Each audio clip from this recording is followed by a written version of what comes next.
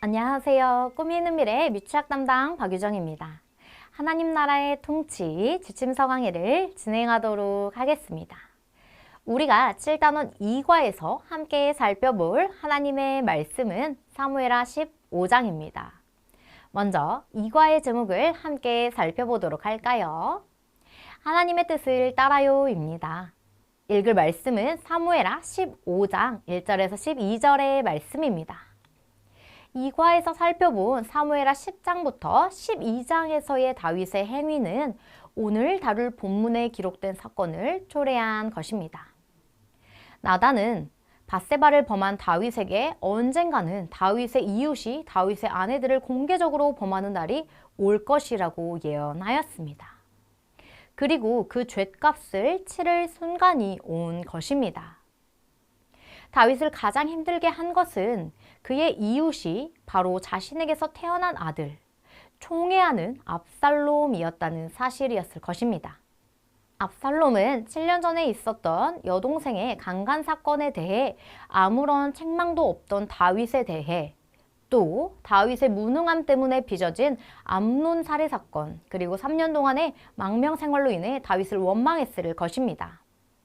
압살롬은 자신이 왕이 되고자 이미지 메이킹에 온갖 힘을 쓰기 시작했습니다.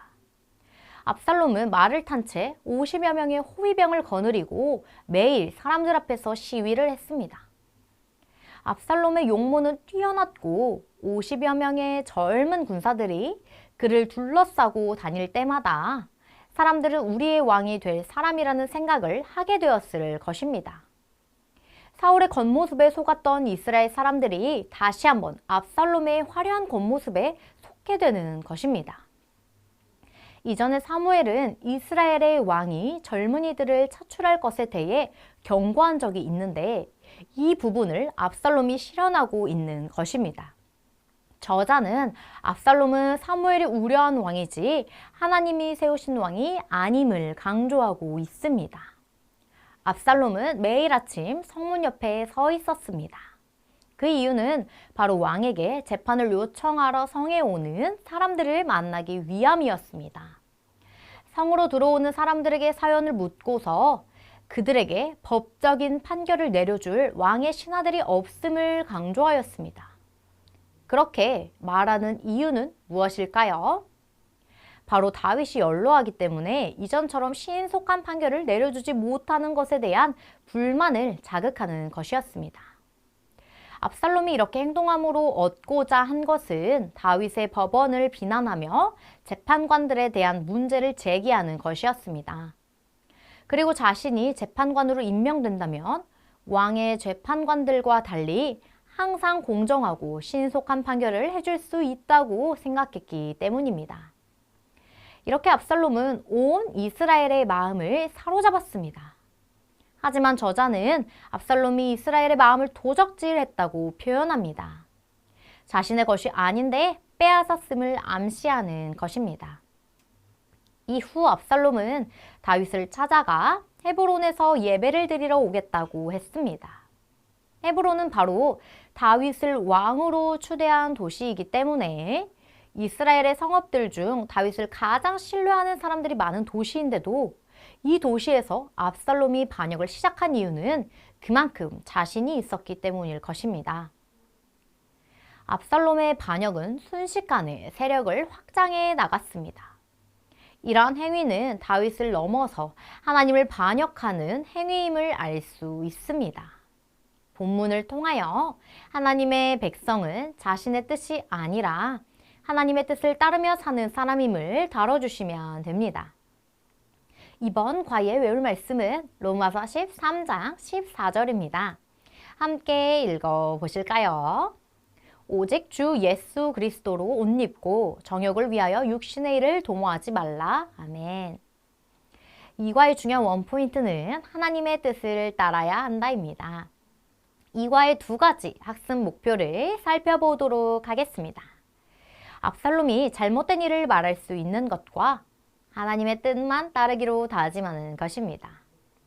그럼 웰컴 활동 들어가도록 하겠습니다.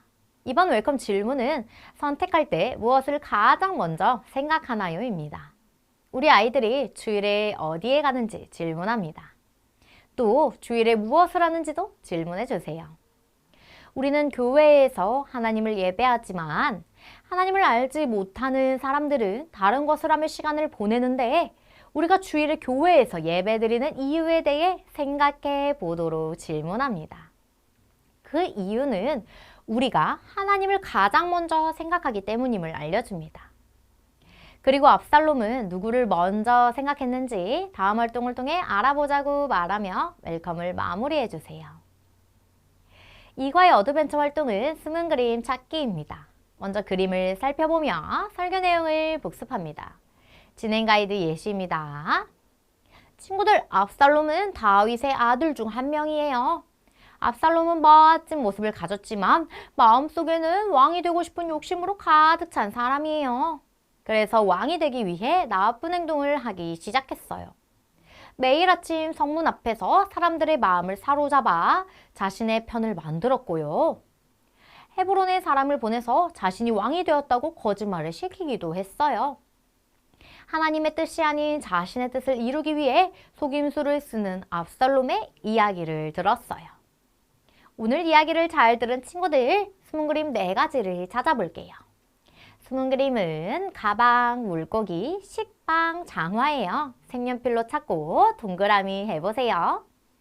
이와 같이 진행해 주시면 되겠습니다. 다음 밸류 활동은 말씀을 따라 걸어요입니다. 준비물은 색연필입니다. 자신의 뜻을 이루기 위해 행동했던 압살롬의 이야기를 나누고 하나님의 자녀는 하나님의 뜻을 따르는 사람임을 이야기해 주세요. 이제 색연필을 들고 말씀 미로를 따라갑니다. 가는 길에 보이는 하나님의 뜻을 발견합니다. 하나님의 마음에 대해 배운 이후에 하나님의 뜻을 발견하며 살기로 다짐해 주세요. 다음 활동입니다. 인커리지 활동으로 결단하며 기도하도록 하겠습니다. 우리 친구들이 선생님을 따라 기도하고 결단할 수 있도록 기도문과 결단문을 천천히 읽어주세요. 언제 어디서나 하나님의 뜻을 따르게 해주세요. 내 생각대로 하지 않고 하나님의 뜻을 따를래요. 이상으로 7단원 2과 지침서 강의를 마치도록 하겠습니다. 감사합니다.